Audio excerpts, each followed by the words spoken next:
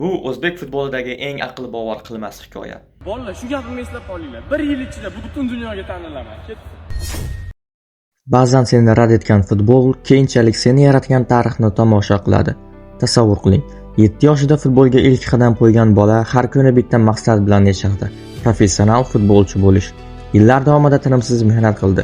2 marta Pro Ligada top urarga aylandi. Maydonda o'zini qayta va qayta isbotladi. Lekin shunga qaramay, professional futbol unga imkon bermadi. Ko'pchilik uchun bu hikoya shu yerda tugagan bo'lar edi, ammo Islom Abdujabborov taslim bo'lmadi. U futbolni tark etmadi. Aksincha, futbolni butunlay boshqacha yo'l bilan davom ettirdi.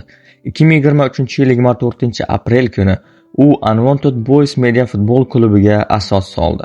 O'sha paytda media futbol O'zbekistonda deyarli yangi tushuncha edi. Ko'pchilik bunga ishonmadi, lekin vaqt hamma narsani o'zgartirdi. Oradan ko'p o'tmay Unwanted Boys Nations Cup 2024 g'olibiga aylandi va Osiyoning eng kuchli media futbol jamoalaridan biri sifatida e'tirof etildi. Keyin esa jamoa O'zbekistondagi ilk media futbol ligasi ITV Kubogi 2025 chempionligini qo'lga kiritdi. Eng unutilmas lahzalardan biri esa Gerard Pique tomonidan asos solingan Kings Liga 2025 turnirida ishtirok etdi. Unwanted Boys dunyoning eng kuchli media futbol jamoalari qatoridan o'rin oldi.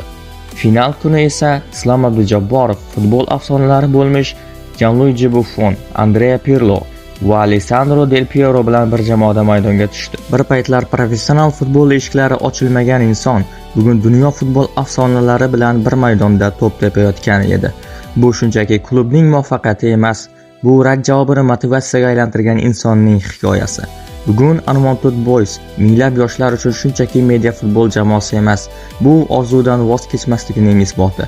Chunki ba'zan taqdir seni orzungdan mahrum qilmaydi. U seni undan ham buyukroq tarix yozishga tayyorlaydi.